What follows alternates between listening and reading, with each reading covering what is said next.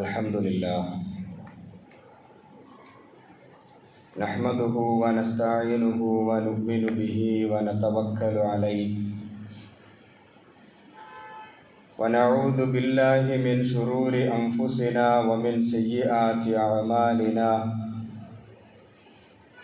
من يهده الله فلا مضل له ومن يضلله فلا هادي له ونشهد أن لا إله إلا الله ونشهد أن محمدا عبده ورسوله أرسله بالهدى ودين الحق ليظهره على الدين كله ولو كره المشركون اللهم صل على محمد وعلى آل محمد كما صليت على إبراهيم وعلى آل إبراهيم وبارك على محمد وعلى آل محمد كما باركت على إبراهيم وعلى آل إبراهيم في العالمين إنك حميد مجيد فإن خير الحديث كتاب الله وخير الهدي هدي محمد صلى الله عليه وسلم وشر الأمور محدثاتها وكل محدثة بدعة وكل بدعة ضلالة وكل ضلالة في النار أيها الناس أوصيكم عباد الله وإياي أولا بتقوى الله وأقيموا الصلاة وآتوا الزكاة ولا تكونوا من المشركين قال الله تعالى في قرآنه الكريم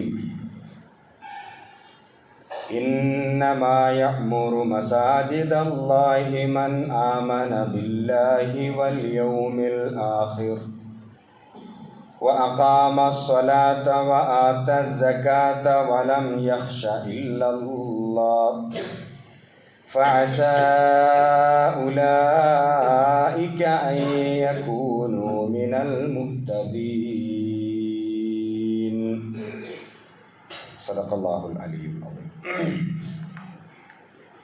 رب اشرح لي صدري ويسر لي أمري واحلل عقدة من لساني يفقهوا قولي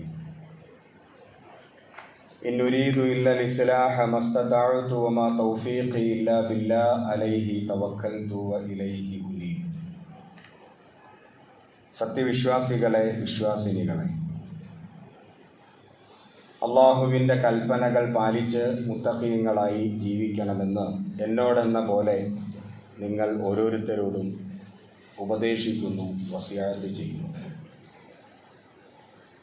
അല്ലാഹു സുബ്ഹാനഹു വ തആല യഥാർത്ഥ മുത്തഖീങ്ങളിൽ നാം ഏവരെയും ഉൾപ്പെടുത്തി അനുഗ്രഹിക്കുമാറാകട്ടെ. സംഭവിച്ചു പോയ തെറ്റുകുറ്റങ്ങൾ വിട്ടുപുറത്ത് മാപ്പാക്കി നൽകുമാറാകട്ടെ. വിശുദ്ധ റമളാൻ മാസത്തിൽ നമ്മളൊക്കെയും ചെയ്തു കൂട്ടിയ സ്വാലിഹായ അമലുകൾ യഥാവിധി അല്ലാഹു സ്വീകരിക്കുമാറാകട്ടെ.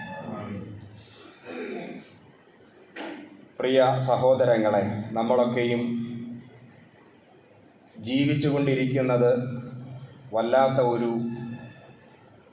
കാലഘട്ടത്തിലാണ്. ലോകവാർത്തകളൊക്കെ ശ്രദ്ധിക്കുന്നവർക്കറിയാം, ഫലസ്തീനിൽ ഇപ്പോഴും യുദ്ധത്തിൻ്റെ കെടുതികൾ അവസാനിച്ചിട്ടില്ല. ഇറാൻ അമേരിക്ക യുദ്ധത്തിൻ്റെ കാർമേഘങ്ങൾ അന്തരീക്ഷത്തിൽ വ്യാപിച്ചു വരുന്നു. നാം ജീവിക്കുന്ന രാജ്യത്താകട്ടെ ഇവിടുത്തെ മതന്യൂനപക്ഷങ്ങളെ സംരക്ഷിക്കേണ്ട ഭരണകൂടം അവരുടെ അവകാശങ്ങളെ കവർന്നെടുക്കുന്ന പുതിയ നിയമങ്ങൾ സൃഷ്ടിച്ചുകൊണ്ടിരിക്കുന്നു. അതിലുപരിയായിട്ട് വലതുപക്ഷ തീവ്രവാദ ചിന്തകൾ ലോകത്ത് ശക്തിപ്പെടുന്നു. ലോകത്ത് ശക്തിപ്പെടുന്നു എന്ന് മാത്രമല്ല, അത് ഭരണകൂട രൂപം പ്രാപിച്ച് കൂടുതൽ കരുത്താർജിച്ചു വരുന്നു. ഇതിനെക്കുറിച്ചൊന്നും ചിന്തിക്കാതെ ഒരു മുസ്ലിമിന് ജീവിക്കാൻ സാധ്യമല്ല. ഒരു മുസ്ലിം ജീവിക്കേണ്ടത് പള്ളിയിൽ മാത്രമല്ലല്ലോ, സാമൂഹ്യ പരിസരത്ത്, രാഷ്ട്രീയ മേഖലകളിൽ എന്തൊക്കെ സംഭവിക്കുന്നു, നടക്കുന്നു, അതിനെക്കുറിച്ചെല്ലാം നല്ല ബോധ്യം, നല്ല കാഴ്ചപ്പാട് വിശ്വാസികളായ നമുക്കുണ്ടായിരിക്കണം. കഴിഞ്ഞ ഏതാനും ദിവസങ്ങൾക്ക് മുമ്പ് വഖഫ് ഭേദഗതി ബില്ലുമായി ബന്ധപ്പെട്ട ഒരു നിയമനിർമ്മാണം പാർലമെന്റിൽ നടക്കുകയുണ്ടായി. ഇന്ത്യയുടെ പാർലമെന്റ് എന്ന് പറയുന്നത് വിശുദ്ധമായ ഒരു സ്ഥലമാണ്, നിയമനിർമ്മാണ സഭയാണ്. ഈ രാജ്യത്തുള്ള മതന്യൂനപക്ഷങ്ങളുടെ അവകാശങ്ങളെ, മതപരമായ സ്വാതന്ത്ര്യത്തെ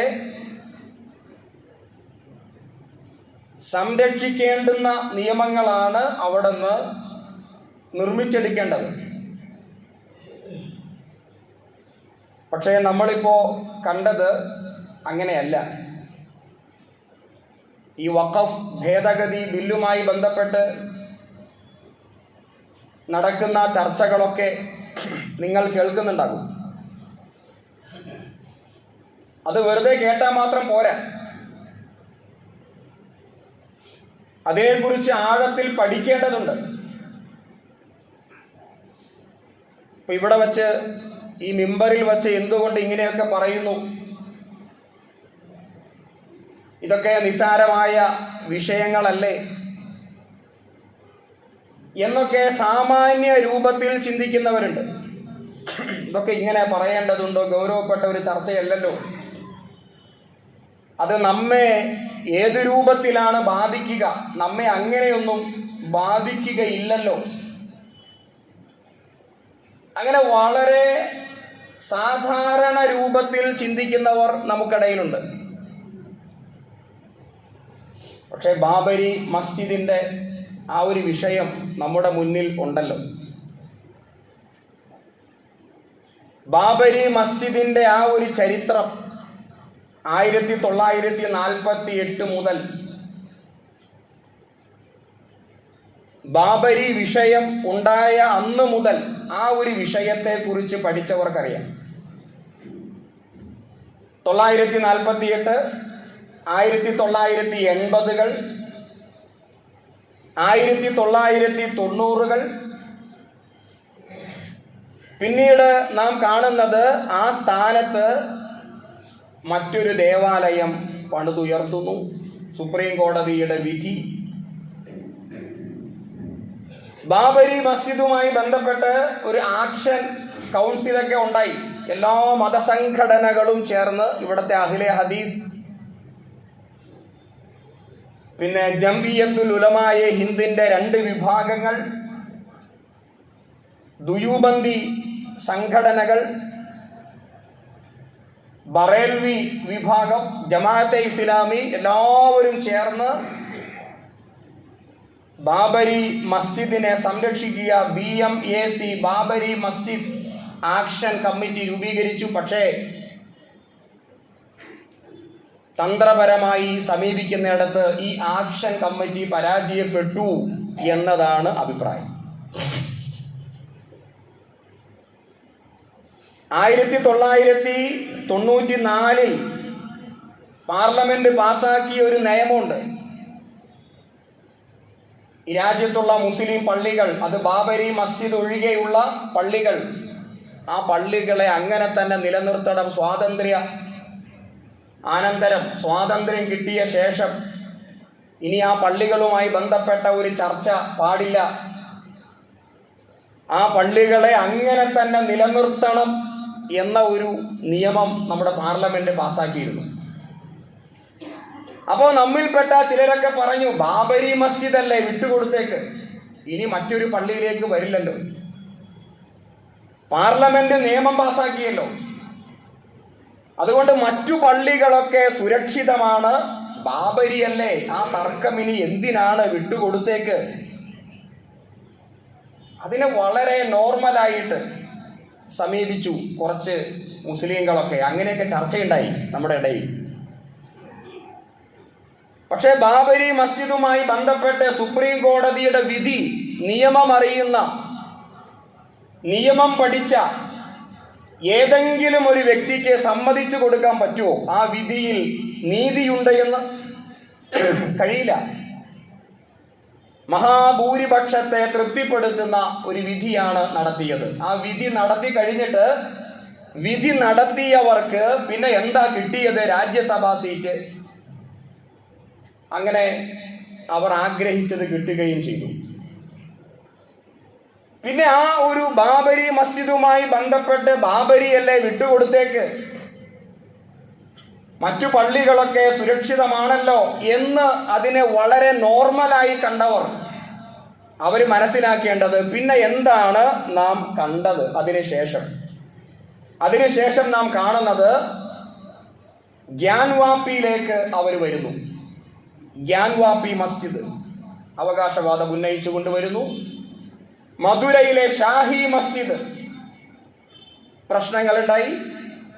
സംഭൽ 5 പേർ അവിടെ വെടിയേറ്റ് കൊല്ലപ്പെട്ടു, മുത്തവല്ലി അടക്കം. അപ്പൊ അതിങ്ങനെ നീണ്ടു വരികയാണ്. അപ്പോ വളരെ നോർമലായിട്ട് കാര്യങ്ങളെ കാണാൻ സാധ്യമല്ല.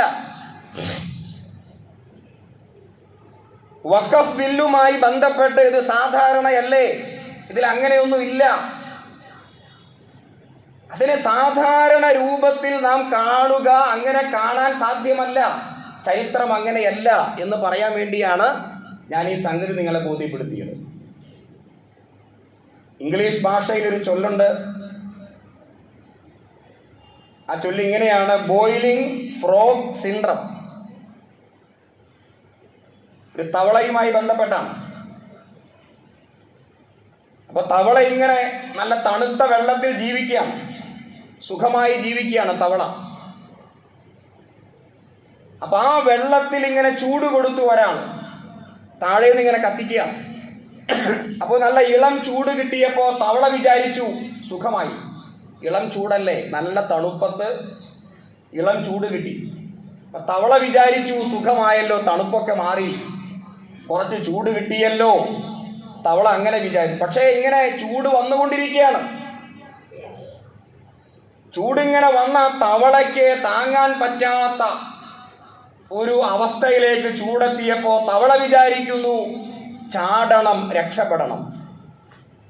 പക്ഷെ അപ്പോഴേക്കും ആ ചൂട് തവളയെ വിഴുങ്ങിയിരുന്നു. തവളയ്ക്ക് പുറത്ത് ചാടാൻ പറ്റിയില്ല. തവള അതിൻ്റെ അകത്ത് കിടന്ന് വെന്ത് മരിച്ചു എന്നതാണ് ബോയിലിംഗ് ഫ്രോഗ് സിൻഡ്രം എന്ന ഇംഗ്ലീഷ് ആ ഒരു പഴഞ്ചൊല്ല്, അതിൻ്റെ ആത്മാവ്. ഈ പഴഞ്ചൊല്ല്, ഈ ആപ്തവാക്യം ഇപ്പൊ ആർക്കാണ് ചേരുക എന്ന് ഞാൻ പ്രത്യേകിച്ച് പറയേണ്ടതില്ല. ഈ രാജ്യത്തെ മുസ്ലിങ്ങൾ ചാടേണ്ട സമയത്ത് ചാടണം, രക്ഷപ്പെടേണ്ട സമയത്ത് രക്ഷപ്പെടണം. വിശുദ്ധ ഖുർആൻ അങ്ങനെ തന്നെയാണ് പറയുന്നത്. നിങ്ങൾ ശത്രുക്കളുടെ കെണിയിൽ പെട്ടുപോകരുത്. ശത്രുക്കൾ തന്ത്രം മെനയുമ്പോൾ മറുതന്ത്രം നിങ്ങൾ മെനയണം. പക്ഷെ എവിടെയാണ് തന്ത്രം മെനയുന്നത്? നമുക്കിപ്പോൾ വഖഫുമായി ബന്ധപ്പെട്ട ഒരു ചർച്ചയില്ല. അതെന്താണെന്ന് പഠിക്കാനും ആരും തയ്യാറാകുന്നുമില്ല. മറിച്ച് ഇവിടെ എന്ത് നടക്കുന്നു? അറബി ഭാഷയിൽ മറ്റൊരു ചൊല്ലുണ്ട്, ഒരു കഥയാണ്. അറബി ഭാഷയിൽ കുട്ടികളെ പഠിപ്പിക്കുന്ന ഒരു കഥയുണ്ട്. ആ കഥയുടെ തലക്കെട്ട് ഇങ്ങനെയാണ്: ഉക്കിൽതുൽ യൗമ ഉക്കില സൗറുൽ അബിയദ്. ഇതാണ് കഥയുടെ പേര്. 3 കാളകളാണ് കഥയിലെ കഥാപാത്രം. ഒരു സിംഹവും, വിശന്ന് പൊരിഞ്ഞ സിംഹം. ആ സിംഹം ഇങ്ങനെ വരികയാണ്. ഇപ്പൊ 3 കാളകൾ. ഒരു കാള കറുത്ത നിറമുള്ള കാളയാണ്, മറ്റൊരു കാള തവിട്ട് നിറമുള്ള കാളയാണ്, മറ്റൊരു കാള വെളുത്ത നിറമുള്ള കാളയാണ്. ഈ 3 കാളകൾ. സിംഹമാകട്ടെ വിശന്ന് പൊരിഞ്ഞ് കാട്ടിലെ രാജാവാണ്. 3 കാളകൾക്കും അറിയാം സിംഹം ഞങ്ങളെ തിന്നും. അവിടെ എന്താണ് ചെയ്യേണ്ടത്? 3 പേരും ഒരുമിച്ച് നിൽക്കലാണ് അവിടെ ബുദ്ധിപരമായ രീതി. 3 പേരും ഒരുമിച്ച് നിന്നാൽ, ഒരുപക്ഷെ പോരാടിയാൽ ഈ സിംഹത്തെ പരാജയപ്പെടുത്താൻ സാധിച്ചേക്കാം. പക്ഷെ അതിൽ കറുത്ത കാള വിചാരിക്കുന്നു, സിംഹത്തിന്റെ ഉറ്റ സുഹൃത്തായി ഞാൻ മാറുക, എന്നിട്ട് സിംഹത്തിന് വേണ്ടി മറ്റു കാളകളെ വശപ്പെടുത്തി കൊടുക്കുക. അങ്ങനെ കറുത്ത കാള സിംഹത്തിന്റെ വിശ്വസ്തനായി മാറുന്നു. എന്നിട്ട് വെളുത്ത കാളയെ മെല്ലെ വശീകരിച്ച് വശപ്പെടുത്തി, ഞാനല്ല കുറ്റവാളി, അവനാണ് കുറ്റവാളി, ഞാനല്ല തീവ്രവാദി, അവനാണ് തീവ്രവാദി, ഞങ്ങളൊക്കെ വിശുദ്ധരാണ്, ഞങ്ങളൊക്കെ വിശ്വസ്തരാണ്, അവരാണ് പ്രശ്നക്കാര്, ഞങ്ങളല്ല, ഞങ്ങളൊക്കെ നിങ്ങളുടെ കൂടെയാണ് എന്ന് സിംഹത്തെ പറഞ്ഞ് വിശ്വസിപ്പിച്ച് കറുത്ത കാള വെളുത്ത കാളയെ വശീകരിച്ച് സിംഹത്തിന് കൊടുക്കുന്നു. സിംഹം വെളുത്ത കാളയെ തിന്നു. 1-2 ആഴ്ച കഴിഞ്ഞു. സിംഹത്തിന് പിന്നെയും വിശന്നു. വീണ്ടും സിംഹത്തിന് ആഹാരം വേണം. കറുത്ത കാള വീണ്ടും തന്ത്രം മെനഞ്ഞു. ഞാൻ നിന്റെ കൂടെയാണ്, ഞാൻ വിശ്വസ്തനാണ്. തവിട്ട് നിറമുള്ള കാളയെ വശീകരിച്ച് വശപ്പെടുത്തി, അവനാണ് കുറ്റവാളി. തവിട്ട് നിറമുള്ള കാളയെ സിംഹം തിന്നുന്നു. 1-2 ആഴ്ച കഴിഞ്ഞു. കാളയ്ക്ക്, ഈ സിംഹത്തിന് പിന്നെയും വിശക്കുന്നു. എന്താ അവിടെ സംഭവിക്കുക നമുക്കറിയാലോ. കറുത്ത കാളയെ സിംഹം, കാരണം സിംഹത്തിന്റെ മുന്നിൽ 3 കാളകളാണ്. അവിടെ കറുത്ത കാള, വെളുത്ത കാള, തവിട്ട് നിറമുള്ള കാള, അങ്ങനെയൊന്നും സിംഹത്തിന് വ്യത്യാസമില്ല. സിംഹത്തിന്റെ മുന്നിൽ 3 ആരാണ്? തനിക്ക് തിന്നാനുള്ള, തനിക്ക് വിശക്കുമ്പോ തനിക്ക് ആഹരിക്കാനുള്ള കാളകളാണ് സിംഹത്തിന്റെ മുന്നിൽ 3 കൂട്ടരും. കറുപ്പ്, വെളുപ്പ്, തവിട്ട്, അത് സിംഹത്തിന് പ്രശ്നമല്ല. വിശന്ന് കഴിഞ്ഞപ്പോ ഈ കറുത്ത കാളയെ സിംഹം കഴിക്കുന്നു. ആ കഴിക്കുന്ന സമയത്ത് ആ കറുത്ത കാളയുടെ ആത്മകഥമാണ് ഉക്കിൽതുൽ യൗമ ഉക്കില സൗറുൽ അബിയദ്. ആ വെളുത്ത കാളയെ തിന്നപ്പോൾ തന്നെ ഞാനും തിന്നപ്പെട്ടിരുന്നു. ആദ്യം വെളുത്ത കാളയെ തിന്നപ്പോൾ തന്നെ ഞാനും തിന്നപ്പെട്ടിരുന്നു. ഇത് ആത്മകഥമാണ്. ഇതിപ്പോ ഈ ഉദാഹരണം ആർക്കാണ് ചേരുക? ഈ മുസ്ലിം കമ്മ്യൂണിറ്റിയെ നിങ്ങളൊന്ന് നോക്കുക. മുസ്ലിം സമുദായം ഞങ്ങളല്ല അവരാണ്, അവരല്ല നിങ്ങളാണ്. ഇതാണോ ഇപ്പൊ ചെയ്യേണ്ടത്? ഇവരുടെ നോട്ടത്തിൽ എല്ലാവരും മുസ്ലിങ്ങളാണ്. അവിടെ ജമാഅത്തെ ഇസ്ലാമി എന്ന മറ്റൊരു കൂട്ടരില്ല, അവിടെ അഹ്ലെ ഹദീസ് ഇല്ല, അവിടെ സലഫികളില്ല, അവിടെ ബറേൽവി ഇല്ല, ഷാഫി ഇല്ല, ഹനഫി ഇല്ല. ഒറ്റ കൂട്ടരേ ഉള്ളൂ. ആര്? മുസ്ലിം. ഞങ്ങളൊക്കെ ഷാഫികള്, ഹനഫികള്, ജമാഅത്തുകാര് അവരാണ്, അവര്. ഞങ്ങളൊക്കെ നിങ്ങളുടെ വിശുദ്ധരായ കൂട്ടരാണ് എന്ന് പറഞ്ഞ് ഓരം പിടിക്കുന്ന, വിശുദ്ധരായി ചമയുന്ന ഈ സിംഹത്തിന്റെ മുമ്പിൽ വിശ്വസ്തനായി ചമഞ്ഞ കറുത്ത കാളയുടെ ഗതി നമുക്കുണ്ടാകരുത്. കാരണം സിംഹത്തിന്റെ കണ്ണിൽ 3 കാളകളാണ്, ഇവരുടെ കണ്ണിൽ എല്ലാവരും മുസ്ലിങ്ങളാണ് എന്ന തിരിച്ചറിവ് നമുക്കുണ്ടായിരിക്കണം. ഇപ്പൊ വഖഫ് ബില്ലുമായി ബന്ധപ്പെട്ട് പ്രിയമുള്ളവരെ, നമ്മൾ ഈ സംഗതി പഠിക്കണം. ഇത് വെറുതെ നിസ്കാരത്തിന്റെ ഷർത്തും ഫർളും, ഒന്നു എടുക്കേണ്ട ഷർത്തും ഫർളും ഇത് മാത്രം പഠിച്ചാൽ പോരാ. ഇനിയുള്ള കാലഘട്ടത്തിൽ ഇനി മുന്നോട്ട് പോകണമെങ്കിൽ എല്ലാം നമ്മൾ പഠിച്ചിരിക്കണം. പുലർച്ചെ 1:59 ഈ ബില്ല് പാസ്സായത്. അപ്പൊ നിങ്ങൾക്ക് എന്ത് തോന്നുന്നു? പുലർച്ചെ 1:59 നമ്മളൊക്കെ കിടന്നുറങ്ങുന്ന സമയം. ഈ പുലർച്ചെ 1:59 ഈ ബില്ല് പാസ്സായിട്ട് അരമണിക്കൂർ കഴിഞ്ഞപ്പോൾ അടുത്ത മറ്റൊരു ബില്ലും കൂടി പാസ്സായി.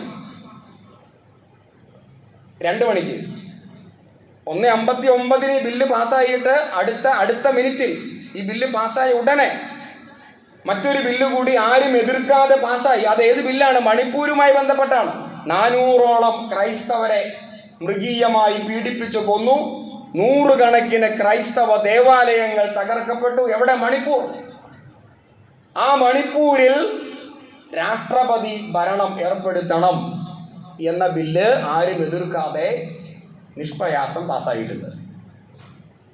അപ്പൊ ഈ 1:59 എന്നൊക്കെ പറയുമ്പോൾ നമ്മുടെ ആദർശത്തെ കുറിച്ച് നമുക്കൊരു ധാരണയുണ്ടോ? അവരാകട്ടെ അവരുടെ ആദർശത്തെ വിജയിപ്പിച്ചെടുക്കാൻ ഉറക്കമില്ലാതെ പണിയെടുക്കുമ്പോൾ നമ്മൾ കിടന്നുറങ്ങുന്നു. ഊഹദ് യുദ്ധവുമായി ബന്ധപ്പെട്ട് അല്ലാഹു സുബ്ഹാനഹു വ തആല നടത്തിയ ഒരു പ്രയോഗമുണ്ട്. കാരണം വിശ്വാസികളൊക്കെ ആത്മഗതം ചെയ്തു, ഞങ്ങൾ ഒരുപാട് ത്യാഗം സഹിക്കുന്നു, പടച്ചവന്റെ ദീനുമായി ബന്ധപ്പെട്ട് ഉറങ്ങാതെ കഷ്ടപ്പെട്ട് യുദ്ധം ചെയ്യുന്നു, പോരാടുന്നു. അപ്പൊ മുസ്ലിങ്ങൾക്കിടയിൽ ഒരു ആത്മഗതം, ഞങ്ങൾ ഒരുപാട് ത്യാഗം സഹിച്ചല്ലോ. അപ്പൊ അള്ളാഹ് കൊടുത്ത മറുപടി എന്താ? നിങ്ങൾ ത്യാഗം സഹിക്കുന്നുണ്ടെങ്കിൽ അവരും ത്യാഗം സഹിക്കുന്നുണ്ട്. ആരാണ് അവര്? ശത്രുക്കൾ. അവരും ഉറങ്ങാതെ കഷ്ടപ്പെട്ട് പണിയെടുക്കുക. ആർക്ക് വേണ്ടി? അവരുടെ കുഫ്റിനെ വിജയിപ്പിക്കാൻ. അപ്പൊ സത്യനിഷേധികൾ ഒറ്റക്കെട്ടായി അവരുടെ ആദർശത്തെ വിജയിപ്പിക്കാൻ വേണ്ടി പണിയെടുക്കുമ്പോ നമ്മളും പണിയെടുക്കുന്നു എന്നതിന് വലുതായിട്ടൊന്നും കാണേണ്ടതില്ല എന്ന് അല്ലാഹു സുബ്ഹാനഹു വ തആല അതിന് മറുപടി കൊടുക്കുന്നുണ്ട്. ഇവിടെ ഞാൻ പറഞ്ഞു വന്ന സംഗതി 1:59 2 മണി എന്നൊക്കെ പറയുമ്പോൾ സുഖനിദ്രയിലാണ് നമ്മൾ. നമുക്ക് നമ്മുടെ കച്ചവടം, നമ്മുടെ സമ്പത്ത്, നമ്മുടേതായ കാര്യങ്ങൾ, പിന്നെ നിസ്കാരം, പിന്നെ വീട്. പക്ഷേ നമ്മുടെ ആദർശവുമായി ബന്ധപ്പെട്ടോ? നമ്മുടെ ആദർശത്തെ വിജയിപ്പിച്ചെടുക്കാൻ നമ്മൾ എന്ത് ചെയ്യുന്നു? എന്ത് പണിയെടുത്തു? അവരാകട്ടെ രാത്രിയില്ല പകലില്ലാതെ പഠിച്ച് തന്ത്രം മെനഞ്ഞ് കുഫറിന്റെ ആധിപത്യത്തിന് വേണ്ടി നിരന്തരമായി അവർ പണിയെടുത്തുകൊണ്ടിരിക്കുക. അപ്പൊ നമ്മളോ? ഇതൊക്കെ സ്വയം ചോദിക്കേണ്ട ചോദ്യങ്ങളാണ്. നമ്മുടെ ആരാധനാലയങ്ങൾ നമ്മുടേത് അല്ലാതായി മാറാൻ പോവുകയാണ്. നമ്മുടെ ആതുരാലയങ്ങൾ നമ്മുടേത് അല്ലാതായി മാറാൻ പോവുകയാണ്. നമ്മുടെ സമ്പത്ത് ഏതാണ്ട് 8,72,324 മലയാളത്തിൽ പറയുമ്പോൾ സ്ഥാവര ഭൂമി എന്ന് പറയും. ഇമ്മൂബിളായ ഭൂമി എന്ന് പറയും, സ്ഥാവര ഭൂമി. അതേപോലെ 16,716 മൂവബിളായ, അതായത് ജംഗമ ഭൂമി എന്ന് പറയും. ഇനി ഒന്നുകൂടി തെളിച്ചു പറഞ്ഞാൽ ഏതാണ്ട് 1,20,000 കോടി രൂപ വിലയുള്ള 9,40,000 ഏക്കർ ഭൂമി വഖഫ് സ്വത്താണ്. ഈ വഖഫ് എന്ന് പറയുമ്പോൾ അത് വഖഫ് ബോർഡിന്റെ സ്വത്ത് എന്നല്ല അതിന്റെ അർത്ഥം. നമ്മുടെ പൂർവികര്, പ്രപിതാക്കൾ അള്ളാഹുവിന്റെ ദീനിന്റെ ഉന്നമനത്തിന് വേണ്ടി സദക്ക ചെയ്ത, ദാനം ചെയ്ത ഭൂമിയാണ്. അത് വഖഫ് ബോർഡിന്റെ സ്വത്തല്ല. അള്ളാഹുവിന്റെ ദീനിന്റെ വളർച്ചയ്ക്ക് വേണ്ടി ഇന്ത്യ മഹാരാജ്യത്ത് പണ്ട് ജീവിച്ച നമ്മുടെ പൂർവികർ അവർ ദാനം ചെയ്ത ഭൂമിയാണ്. 1,20,000 കോടി രൂപ വിലയുള്ള 9,40,000 ഏക്കർ ഭൂമി, സ്ഥാവര ജംഗമ ഭൂമി. പക്ഷെ ആ ഭൂമി ഇപ്പൊ അന്യാധീനപ്പെട്ട്, അത് മറ്റൊരു ചർച്ചയാണ്. കാരണം ഞാൻ ഓതി വെച്ച ആയത്തുണ്ട് സൂറത്ത് തൗബയിലെ 18ാമത്തെ ആയത്താണ്. ഇന്നമാ യഅ്മുറു മസാജിദല്ലാഹ്, അള്ളാഹുവിന്റെ പള്ളി, അള്ളാഹുവിന്റെ ഭൂമി, അള്ളാഹുവിന്റെ സ്വത്ത്, ഇതുപോലെയുള്ള വഖഫായ സ്വത്തുകളൊക്കെ ആരാണ് കൈകാര്യം ചെയ്യേണ്ടത്? അത് അള്ളാഹു പറഞ്ഞു, മൻ ആമന ബില്ലാഹി വൽ യൗമിൽ ആഖിർ, അള്ളാഹുവിലും അന്ത്യനാളിലും വിശ്വാസമുള്ള, അഖാമ സ്വലാ, നമസ്കാരം ചിട്ടയോടെ നിലനിർത്തുന്ന, വആത സക്കാ, സക്കാത്ത് കൊടുക്കുന്ന, വലം യഖ്ശ ഇല്ലല്ലാഹ്, അള്ളാഹിനെ അല്ലാതെ മറ്റാരെയും പേടിക്കാത്ത ഒന്നാം തരം മുഅ്മിനീങ്ങളാണ് ഈ സ്വത്തെല്ലാം കൈകാര്യം ചെയ്യേണ്ടത്. ഇത് കൈകാര്യം ചെയ്യുന്നിടത്ത് കുറെ പ്രശ്നങ്ങളൊക്കെ ഉണ്ടായിട്ടുണ്ട്. അതിപ്പോൾ ചർച്ച ചെയ്യേണ്ട കാര്യമല്ല. കാരണം ഇപ്പോൾ വിഷയം അതല്ലല്ലോ. അനാസ്ഥ ഉണ്ടായിട്ടുണ്ട്. അനാസ്ഥ ഉണ്ടായിട്ടില്ല എന്ന് നമ്മൾ പറയുന്നില്ല. പക്ഷെ അനാസ്ഥ ഇപ്പോ ചർച്ച ചെയ്യേണ്ട സമയമല്ല. അള്ളാഹു പറഞ്ഞ പോലെ കൈകാര്യം ചെയ്യപ്പെട്ടിട്ടില്ല. അള്ളാഹുവിന്റെ ഭൂമി ആര് കൈകാര്യം ചെയ്യണം? സൂറത്ത് തൗബയിലെ 18-ാമത്തെ ആയത്ത് കൃത്യമായി നിങ്ങൾ പഠിക്കേണ്ടത്. അള്ളാഹിന്റെ ഭൂമി എന്ന് പറയുമ്പോൾ ഈ പള്ളി അടക്കം അള്ളാഹുവിന്റെ ഭൂമി കൈകാര്യം ചെയ്യേണ്ടവർക്കുണ്ടായിരിക്കേണ്ട ഗുണങ്ങൾ എണ്ണി എണ്ണി പറഞ്ഞു അള്ളാഹു. വിശ്വാസിയായിരിക്കണം, പരലോകത്തിൽ വിശ്വാസം ഉണ്ടാവണം, അള്ളാഹിനെ കൂടാതെ ആരെയും പേടിക്കാത്ത, നമസ്കാരം ചിട്ടയോടെ നിലനിർത്തുന്ന ഒന്നാം തരം മുഅ്മിനീങ്ങളാണ് ഇതൊക്കെ കൈകാര്യം ചെയ്യേണ്ടത്. അപ്പം അനാസ്ഥ ഉണ്ടായിട്ടുണ്ട്. പക്ഷെ അനാസ്ഥയല്ല ഇവിടെ വിഷയം. അത് വിഷയമാണെങ്കിൽ ഇപ്പൊ ചർച്ചയ്ക്കെടുക്കുന്നില്ല. കാരണം ഈ സ്വത്തുമായി ബന്ധപ്പെട്ട് ഇവർ പറയുന്നത് തട്ടിയെടുത്ത ഭൂമി എന്നാണ്. ഈ ഏക്കർ കണക്കിന് ഭൂമി മുസ്ലിങ്ങൾ തട്ടിയെടുത്തതാണ്. ഇത് വഖഫല്ല, തട്ടിയെടുത്ത ഭൂമി എന്ന് പറയുന്നു. അത് കള്ളപ്രചാരണമാണ്. പ്രപിതാക്കൾ അള്ളാഹുവിന്റെ തൃപ്തി ആഗ്രഹിച്ചുകൊണ്ട് ദാനം ചെയ്ത ഭൂമിയാണ്. വഖഫുമായി ബന്ധപ്പെട്ട ഒരു ഖുതുബ ഞാൻ നടത്തിയിരുന്നു മാസങ്ങൾക്ക് മുമ്പ്. അന്ന് എന്താണ് വഖഫ് എന്ന് കൃത്യമായി പറഞ്ഞതാണ്. അതുകൊണ്ട് ഇപ്പോൾ അത് ആവർത്തിക്കുന്നില്ല. വഖഫ് ഭേദഗതി ബില്ലുമായി ബന്ധപ്പെട്ട് 44 ഭേദഗതികൾ വന്നിരിക്കുന്നു. ഈ 44 ഭേദഗതികൾ എന്തൊക്കെ, അത് ഇവിടെ സവിസ്തരം പറയാൻ സമയമില്ല. പക്ഷെ അത് പഠിക്കണം. അതിലാദ്യമായി മനസ്സിലാക്കേണ്ടത് പേര് തന്നെ, വഖഫ് നിയമം, ആ പേര് തന്നെ മാറ്റപ്പെട്ടു. മറിച്ച് മറ്റൊരു പേര് കൊണ്ടുവന്നു. പേര് കേൾക്കുമ്പോൾ നമുക്ക് തോന്നാം ഇത്ര സുന്ദരമായ നിയമമാണ്. Unified Waqf management empowerment efficient and development act. ഇതാണ് പുതിയ പേര്, വഖഫ് നിയമത്തിന്റെ പുതിയ പേര്. എന്താ ഇതിന്റെ അർത്ഥം കേൾക്കുമ്പോൾ നമുക്കറിയാം. മുസ്ലിം സമുദായത്തിന്റെ എംപവർമെന്റ് ആണ്, മുസ്ലിം സമുദായത്തിന്റെ എഫിഷ്യൻസ്. ഞങ്ങൾ അതാണ് ഉദ്ദേശിക്കുന്നത്. അന്യാധീനപ്പെട്ട് കിടക്കുന്ന കോടിക്കണക്കായ സ്വത്ത് ഉപയോഗപ്പെടുത്തി മുസ്ലിം സമുദായത്തെ ഞങ്ങൾ ഉന്നതിയിലേക്ക് എത്തിക്കും. ഇതാണ് ചർച്ചയിൽ ഇതിനെ അനുകൂലിക്കുന്നവർ പറഞ്ഞത്. അപ്പൊ കേൾക്കുമ്പോൾ നമുക്ക് എന്താ തോന്നുക? നമുക്ക് തോന്നും ശരിയാണല്ലോ, അന്യാധീനപ്പെട്ട് കിടക്കുന്ന കോടിക്കണക്കായ സ്വത്ത്, ആ സ്വത്തിനെ വളരെ കൃത്യമായി ഉപയോഗപ്പെടുത്തി മുസ്ലിം സമുദായത്തെ സമുദ്ധരിക്കാൻ വേണ്ടിയുള്ള പുറപ്പാടാണ്. അങ്ങനെ സംസാരിക്കുന്നവർ നമുക്കിടയിലുള്ള പേരെടുത്ത് കണ്ടില്ല, പേര് തന്നെ മാറ്റി.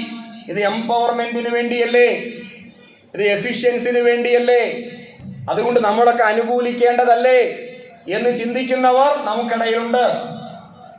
പക്ഷെ അവര് മനസ്സിലാക്കേണ്ട ഒരു കാര്യമുണ്ട്. 260 കോടി രൂപ വെട്ടിച്ചുരുക്കി നമ്മുടെ ഈ സർക്കാർ ഏത് വിഷയത്തിൽ? മൈനോറിറ്റി മുസ്ലിം സമുദായത്തിന്റെ സ്കോളർഷിപ്പുമായി ബന്ധപ്പെട്ട് കഴിഞ്ഞ ഒരു വർഷം 260 കോടി രൂപയാണ് എടുത്തു കളഞ്ഞത്.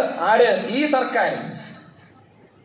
മുസ്ലിം സമുദായത്തിന്റെ എംപവർമെന്റ് ആണെങ്കിൽ, മുസ്ലിം സമുദായത്തിന്റെ ഉയർച്ചയാണെങ്കിൽ എന്തിനത് എടുത്തു കളഞ്ഞു? ആ സ്കോളർഷിപ്പ് പോരെ ഈ സമുദായത്തിന്? ഈ ഗവൺമെന്റിന്റെ ചരിത്രം നമുക്കറിയാം. അപ്പൊ ഒരിക്കലും ഈ സമുദായത്തിന്റെ എംപവർമെന്റ് അല്ല ഇവർ ആഗ്രഹിക്കുന്നത്. അത് മുതലക്കണ്ണീരാണ്. സമുദായം അപകടത്തിലാണ്, മുസ്ലിം സമുദായം പിന്നോക്കാവസ്ഥയിലാണ്. അത് ഈ പറയുന്ന കോടിക്കണക്കായ സ്വത്തുകൊണ്ട് ഈ സമുദായത്തെ സമുദ്ധരിക്കലാണ് ഞങ്ങളുടെ കടമ എന്ന് ഇവർ പറയുമ്പോൾ അത് മുതലക്കണ്ണീരാണെന്ന് തിരിച്ചറിയാനുള്ള വിവേകം തീർച്ചയായും നമുക്കുണ്ടായിരിക്കും. അതുകൊണ്ട് ഞാൻ പറഞ്ഞു വന്നതിന്റെ ചുരുക്കം, ഇനിയുള്ള കാലം നമുക്ക് അടങ്ങിയിരിക്കാൻ പറ്റില്ല. നമുക്ക് കോടതിയിൽ വിശ്വാസമില്ല, നഷ്ടപ്പെട്ടുകൊണ്ടിരിക്കുകയാണ്. നമുക്ക് പാർലമെന്റിൽ വിശ്വാസമില്ല. അറബി ഭാഷയിൽ ഒരു സൂഫി കഥയുമായി ബന്ധപ്പെട്ട ഒരു പ്രയോഗമുണ്ട്. ആ പ്രയോഗം ഇങ്ങനെയാണ്: ഉദ്ഖുൽ ബൈതക്, നീ നിന്റെ വീട്ടിലേക്ക് പ്രവേശിക്കുക. വാദിലിക് ബാബക്, വാതിലുകളൊക്കെ അടയ്ക്കുക. ഫഅ്ബുദ് റബ്ബക്. എപ്പോഴും ദുആ ചെയ്തുകൊണ്ടിരിക്കുക, പ്രാർത്ഥിച്ചുകൊണ്ടിരിക്കുക. ഇത് സൂഫി ചിന്തയാണ്. വീട്ടിലേക്ക് പ്രവേശിക്കുക, വാതിലടയ്ക്കുക, ഫഅ്ബുദ് റബ്ബക്, എപ്പോഴും ഇബാദത്തും പ്രാർത്ഥനയുമായി കഴിച്ചുകൂട്ടുക. ഒരു സാമൂഹ്യ വിഷയത്തെക്കുറിച്ച് പഠിക്കേണ്ട, രാഷ്ട്രീയം അറിയണ്ട, സാമൂഹ്യ അവസ്ഥകളൊന്നും അറിയണ്ട, എനിക്ക് എൻ്റെ ഇബാദത്ത് മാത്രം മതി. ഞാനെപ്പോഴും സുബ്ഹാനല്ലാഹ്, അൽഹംദുലില്ലാഹ്, അല്ലാഹു അക്ബർ, നമസ്കാരം ഭക്തിയോടെ നിസ്കരിക്കുക, സുജൂദ്, ഖുർആൻ പാരായണം.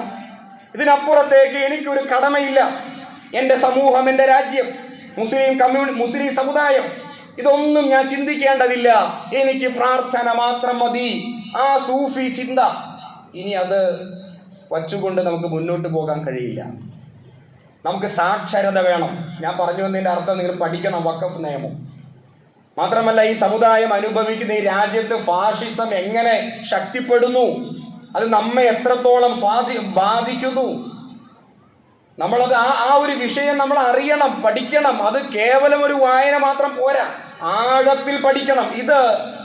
ഈ വഖഫ് നിയമമാകട്ടെ, ഫാഷിസവുമായി ബന്ധപ്പെട്ട ഏത് നിയമമാകട്ടെ, അത് ആരെയാണ് ഇത് ബാധിക്കാൻ പോണത്? ഒരു 45-50 വയസ്സ് കഴിഞ്ഞവരെയല്ല, ഇപ്പോൾ 25, 15, 16 വയസ്സുള്ള മുസ്ലിം ചെറുപ്പക്കാരെയാണ്. അത് അവർ തിരിച്ചറിയണം. ഒരു 55, 60 വയസ്സുള്ളവരെ ഒരിക്കലും ഈ നിയമം അതിശക്തമായിട്ട് ബാധിക്കുമെന്ന് പറയാൻ കഴിയില്ല. അവർ മരിച്ചുപോകും. 1948 ബാബരി മസ്ജിദുമായി ബന്ധപ്പെട്ട നിയമം ഉണ്ടാക്കി. ആ നിയമം ഏറ്റവും ഭീകരമായിട്ട് ആരെയാണ് ബാധിച്ചത്? നമുക്കറിയാം. കലാപങ്ങൾ, അതിൽ ആരാണ് മരിച്ചത്? അന്ന് സമരം ചെയ്തവരെയല്ല, മറിച്ച് പിൽക്കാലത്ത് ജനിച്ചു വന്ന കുട്ടികളെ. അതായത് ഇപ്പോൾ 15 വയസ്സ് 20 വയസ്സൊക്കെ പ്രായമുള്ള ഈ ചെറുപ്പം. പക്ഷെ അവരിപ്പോഴും അറിയുന്നില്ല, അവരിതിന്റെ ഗൗരവത്തെ പറ്റി ചിന്തിക്കുന്നില്ല. എന്താണ് ഈ സംഭവം? അവരിപ്പോഴും ഇങ്ങനെ അവരുടെ ലോകത്തിരിക്കുക. അതുകൊണ്ട് ഉണരണം. നമ്മൾ ഇനി ജീവിക്കണ തെരുവിലാണ്. ഇനി സമരങ്ങളുടെ, അത് ഇന്ത്യയിൽ മാത്രമല്ല, ലോകത്തിന്റെ വ്യത്യസ്ത ഭാഗങ്ങളിൽ ഇനി വരാൻ പോകുന്ന ലോകക്രമം എന്നത് സമരങ്ങളുടെയും പോരാട്ടങ്ങളുടെയും, സ്വാതന്ത്ര്യത്തിന് വേണ്ടിയുള്ള പോരാട്ടങ്ങളുടെ, സമരങ്ങളുടെ ലോകക്രമമാണ് ഇനി വരാൻ പോണത്. ഫലസ്തീൻ ഇപ്പൊ നമ്മളിങ്ങനെ വാർത്ത വായിച്ചിരിക്കുകയല്ലേ, അത് ഇവിടെ എത്തും. ഇപ്പൊ ചിത്രം കണ്ടിരിക്കുക നമ്മൾ, അത് ഇവിടെ എത്താൻ പോവാണ്. ഇവിടെ എന്നല്ല, ലോകത്തിന്റെ നാനാഭാഗത്ത് വലതുപക്ഷ തീവ്രത, റൈറ്റ് വിങ്, ഒരു എക്സ്ട്രീമിസം ശക്തിപ്പെടുകയാണ് ഇവിടെ. അത് തിരിച്ചറിയാനും പഠിക്കാനും മറുതന്ത്രം ആവിഷ്കരിക്കാനും നമുക്ക് സാധിക്കണം. പ്രവാചകന്മാർ വന്നപ്പോ ഈ പ്രവാചകന്മാരോട് ആ ജനം പറഞ്ഞൊരു വാക്കുണ്ട്. അത് വിശുദ്ധ ഖുർആൻ വളരെ പ്രാധാന്യത്തോടെ എടുത്ത് പറയുന്നുണ്ട്. വഖാലല്ലദീന കഫറു, സത്യനിഷേധികൾ പറഞ്ഞു. എന്താണ് പറഞ്ഞത്? ലില്ലദീന ലിറുസുലിഹിം, അവരുടെ പ്രവാചകന്മാരോട് പറഞ്ഞു, ലനുഖ്രിജന്നകും, ഞങ്ങൾ നിങ്ങളെ പുറത്താക്കും, ഈ നാട്ടിൽ നിന്ന് പോണം. മിൻ അർളിന, ഞങ്ങളുടെ രാജ്യമാണിത്, ഇവിടെ നിന്ന് പോണം, നിങ്ങളെ പുറത്താക്കും ഞങ്ങൾ. ഇനി നിങ്ങൾ പുറത്തു പോകുന്നില്ലേ? ഇവിടെ ജീവിക്കാനാണോ? ജീവിച്ചോളൂ. പക്ഷേ മില്ലത്തിന, ഞങ്ങളുടെ ഈ മില്ലത്ത്, ഞങ്ങളുടെ മതം, ഞങ്ങൾ ഉണ്ടാക്കുന്ന നിയമങ്ങളൊക്കെ അനുസരിച്ച് മര്യാദയോടെ അടങ്ങി ഒതുങ്ങി ഇവിടെ ജീവിച്ചോ, ഇല്ലെങ്കിൽ നാട് വിട്ടു പോയിക്കോ. ഇത് പ്രവാചകന്മാർക്ക് ആ ജനം കൊടുത്തൊരു വാക്കാണ്, താക്കീതാണ്. അതല്ല എടുത്തു പറയുന്നുണ്ട്. ഞങ്ങൾ ഉണ്ടാക്കുന്ന, പാർലമെന്റ് പാസ്സാക്കുന്ന നിയമങ്ങൾ ചൂണ്ടാൻ പാടില്ല, ശബ്ദിക്കാൻ പാടില്ല, മിണ്ടരുത്, മൗനമായിട്ട് ജീവിക്കാൻ പറ്റിയ ജീവിച്ചോ, ഇല്ലെങ്കിൽ ഇവിടെ നിന്ന് പോയിക്കോ. പക്ഷെ പ്രവാചകന്മാർ പോയോ? ഒരു പോരാടി ജീവിച്ചവരാ, ഒരു പോരാടി സത്യത്തിന് വേണ്ടി അസത്യത്തിനെതിരെ ശക്തമായി നിലകൊണ്ടു അവർ. സൂറത്ത് യാസീനിലെ നമ്മളെ നിത്യം വായിക്കുന്ന ഒരു സൂറയില്ലേ സൂറത്ത് യാസീൻ. ആ യാസീൻ നമുക്ക് നൽകുന്ന ഒരു പ്രചോദനം എന്താ? പ്രവാചകന്മാർ, 3 പ്രവാചകന്മാർ ഒരു ഗ്രാമത്തിലേക്ക് വന്നപ്പോ ആ ഗ്രാമവാസികൾ കൊടുത്ത ഉത്തരം ഇത് തന്നെയല്ലേ? ഇവിടെ നിന്ന് പോണം, ലനുഖ്രിജന്നകും, നിങ്ങളെ കല്ലെറിഞ്ഞോടിക്കും, വലയമസന്നകും മിന്ന അദാബുൻ അലീം. ഇതിങ്ങനെ തജ്വീദോടെ ഓതി പോകുമ്പോ അതിന്റെ അർത്ഥം ഒന്ന് ഗ്രഹിക്കണമായിരുന്നു. നമ്മൾ ഗ്രഹിച്ചിട്ടില്ല. അതിന്റെ അർത്ഥം എന്താ? ഇവിടുന്ന് പോയില്ലെങ്കിൽ വലയമസന്നകും മിന്ന അദാബുൻ അലീം, വേദനയേറിയ ശിക്ഷ അനുഭവിക്കേണ്ടി വരും, ഞങ്ങൾ മൃഗീയമായിട്ട് പീഡിപ്പിക്കും, ഈ നാടിട്ടേച്ച് പോയിക്കോ, ഇവിടെ ഇത് പറ്റൂല.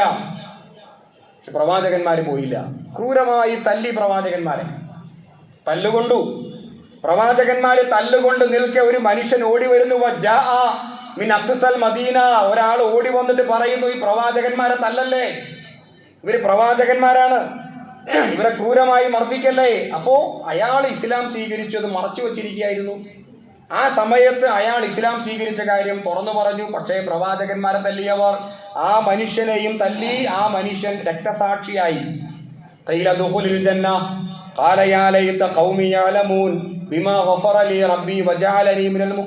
ഇതൊക്കെ എന്താ ഈ പറയുന്നത്? നമ്മളിങ്ങനെ മരിച്ചു കിടക്കുന്ന അയ്യത്തിന്റെ മുമ്പിൽ കബറിൽ ചെന്ന് ഒക്കെ ഓതുന്നുണ്ട് ഈ സംഗതി. ഷാർപ്പ് അർത്ഥം അറിയില്ല.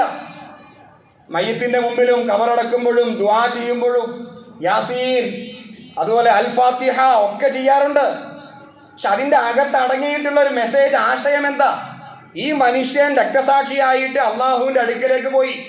അവിടെ ചെന്നപ്പോൾ അള്ള കൊടുത്ത സ്വർഗം, ആ മഹത്തായ അനുഗ്രഹം കണ്ടപ്പോൾ ഈ മനുഷ്യൻ ചിന്തിച്ചു പോയി, പടച്ചവനെ, എന്റെ ജനം ഒന്ന് അറിഞ്ഞിരുന്നെങ്കിൽ എനിക്ക് കിട്ടിയ ഈ സൗഭാഗ്യങ്ങളൊക്കെയും ബിമാ ഗഫറ ലി റബ്ബി, എന്റെ റബ്ബ് എനിക്ക് മാപ്പ് തന്നു, വജഅലനി മിനൽ മുക്രമീൻ, എനിക്ക് മാന്യമായ സ്ഥാനം തന്നു, ഇതെന്റെ ജനം ഒന്ന് അറിഞ്ഞിരുന്നെങ്കിൽ. ആത്മഗതമാണ് ആ മനുഷ്യന്റെ. അവിടെ നമുക്ക് കിട്ടിയ മെസ്സേജ് എന്താ? നമ്മള് തല കുനിക്കില്ല, നമ്മള് മുട്ടുമുടക്കില്ല, രക്തസാക്ഷിയാവും. ഇതാണ് സൂറ യാസീന്റെ മെസ്സേജ്. ആ മനുഷ്യൻ മുട്ടുമടക്കിയില്ല. ഇല്ല, നാട് വിട്ടു പോവില്ല. ഇല്ല, നിങ്ങളുടെ അധികാരത്തിന്റെ ഹുങ്കിന്റെ മുമ്പിൽ തലകുനിക്കില്ല. പിന്നെ കൊന്നോ, എനിക്ക് തിരിച്ചടിക്കാൻ ശേഷിയില്ല, പക്ഷെ രക്തസാക്ഷിയാകാൻ തയ്യാറാണ്. പുതിയ കാലഘട്ടം അതാണ്. പുതിയ ബില്ലുകൾ പാസ്സാക്കപ്പെടുന്നു, മുസ്ലിം സമുദായത്തെ വളഞ്ഞിട്ട് പിടിക്കുന്നു. ഈ സന്ദർഭത്തിൽ ഐക്യത്തിന്റെ ഒരു മെസ്സേജ്, ഒരു സന്ദേശം, സംഘടനാപരമായ പക്ഷപാതിത്വങ്ങളൊക്കെ മാറ്റിവെച്ചിട്ട് ഐക്യപ്പെട്ട് ഇത്തരം ഈ പാർലമെന്റ് പാസ്സാക്കുന്ന നിയമങ്ങളെക്കുറിച്ച് പഠിച്ച് മനസ്സിലാക്കി അതിനെതിരായ നിലപാട് സ്വീകരിച്ച് ഒറ്റക്കെട്ടായി മുന്നോട്ട് പോകേണ്ട സന്ദർഭമാണ് ഇത്. അള്ളാഹു തൗഫീഖ് ചെയ്യുമാറാകട്ടെ, അനുഗ്രഹിക്കുമാറാകട്ടെ, വീഴ്ചകൾ പുറത്ത് മാപ്പാക്കി നൽകുമാറാകട്ടെ. വാഖിറു ദഅവതി അനിൽ ഹംദുലില്ലാഹി റബ്ബിൽ ആലമീൻ.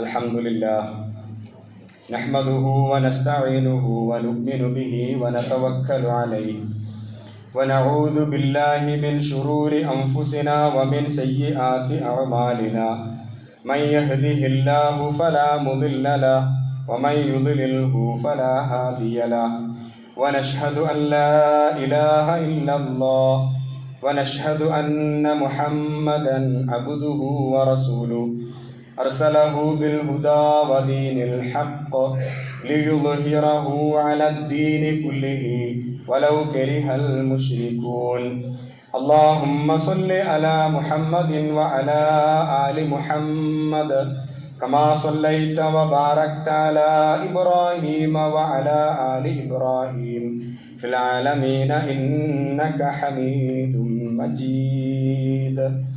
വിശ്വാസികളെ, വിശ്വാസിനികളെ, അള്ളാഹുവിൻ്റെ കൽപ്പനകൾ പാലിച്ച് മുത്തഖീങ്ങളായി ജീവിക്കണമെന്ന് ഒരിക്കൽ കൂടി ഉണർത്തുന്നു, ബോധിപ്പിക്കുന്നു. അള്ളാഹു തൗഫീഖ് ചെയ്യുമാറാകട്ടെ. വിശുദ്ധ റമദാൻ നമ്മെ വിട്ടു പിരിഞ്ഞു. ആ റമദാനിൽ നാം സ്വായത്തമാക്കിയ ഒരുപാട് നന്മകളുണ്ട്, ഒരുപാട് വിശുദ്ധമായ ജീവിത ശൈലികളുണ്ട്. അതൊന്നും നഷ്ടപ്പെടാതെ കാത്തു സൂക്ഷിക്കണമെന്ന് ഈ സന്ദർഭത്തിൽ ഉണർത്തുകയാണ്. പള്ളികളൊക്കെ ഇങ്ങനെ കാലിയായിക്കൊണ്ടിരിക്കുന്നു. പ്രത്യേകിച്ച് സുബഹി നമസ്കാരത്തിനൊക്കെ സഫിൽ ആളുകളുടെ എണ്ണം കുറഞ്ഞു വരുന്നു. അത് ഓരോരുത്തരും ഒന്ന് ആത്മപരിശോധന നടത്തുക. എനിക്ക് ലഭിച്ച തഖ്വ, ആ ഈമാൻ, എനിക്കതിനെ നിലനിർത്താൻ സാധിക്കുന്നുണ്ടോ എന്ന് ഓരോരുത്തരും ചിന്തിക്കേണ്ട സമയമാണ്. വളരെ ആവേശത്തോടെ, ഉണർവോടെ പള്ളിയിലേക്ക് വരാൻ നമുക്ക് സാധിക്കണം. നമ്മുടെ ഇബാദത്തുകളിൽ നമുക്ക് റമദാൻ മാസത്തിൽ ഉണ്ടായിരുന്ന അതേ ശ്രദ്ധ, അതേ താല്പര്യം കൊടുക്കാൻ നമുക്ക് സാധിക്കണം. അള്ളാഹു നമ്മെ അതിന് അനുഗ്രഹിക്കുമാറാകട്ടെ, വീഴ്ചകൾ പുറത്ത് മാപ്പാക്കി നൽകുമാറാകട്ടെ. പ്രാർത്ഥിക്കാൻ ആവശ്യപ്പെട്ടവരുണ്ട്. അള്ളാഹു സുബ്ഹാനഹു വ തആല ഹലാലായ മുറാദുകളെ സാധിപ്പിച്ചു കൊടുക്കുമാറാകട്ടെ. നമ്മുടെ മൗലാന മാജിദ് മൗലാനയുടെ ഉമ്മ മരണപ്പെട്ട വിവരം നിങ്ങളൊക്കെയും അറിഞ്ഞതാണ്. അള്ളാഹു സുബ്ഹാനഹു വ തആല അവർക്ക് മഗ്ഫിറത്തും റഹ്മത്തും പ്രദാനം ചെയ്യുമാറാകട്ടെ. അവരുടെ ഖബറുകൾ വിശാലമാക്കി കൊടുക്കുമാറാകട്ടെ. അള്ളാഹു സ്വർഗത്തിൽ അവരെയും നമ്മെയും ഇതുപോലെ ഒരുമിച്ച് കൂട്ടി അനുഗ്രഹിക്കുമാറാകട്ടെ. നമ്മുടെ കൂട്ടത്തിൽ രോഗികളുണ്ട്, സാമ്പത്തികമായി പ്രയാസപ്പെടുന്നവരുണ്ട്. അള്ളാഹുവേ, നീ അവരുടെ പ്രയാസങ്ങൾ അകറ്റണമേ. അള്ളാഹുവേ, നീ അവരുടെ പ്രയാസങ്ങളെ മാറ്റിക്കൊടുക്കണമേ. അള്ളാഹുവേ, നിന്റെ സ്വർഗത്തിൽ ഇതുപോലെ ഒരുമിച്ച് കൂടാനുള്ള തൗഫീഖ് പ്രദാനം ചെയ്യണമേ. ലോകത്തിന്റെ നാനാഭാഗത്ത് മുസ്ലിം സമുദായം അനുഭവിക്കുന്ന ഒരുപാട് പ്രശ്നങ്ങൾ അള്ളാഹുവേ, നീ ശത്രുക്കളുടെ കുതന്ത്രങ്ങളെ പരാജയപ്പെടുത്തണമേ. ശത്രുക്കളുടെ കുതന്ത്രങ്ങളെ പരാജയപ്പെടുത്തണമേ. ഇസ്സത്തും പ്രതാപവും ഇസ്ലാമിക സമൂഹത്തിന് നീ പ്രദാനം ചെയ്യണമേ.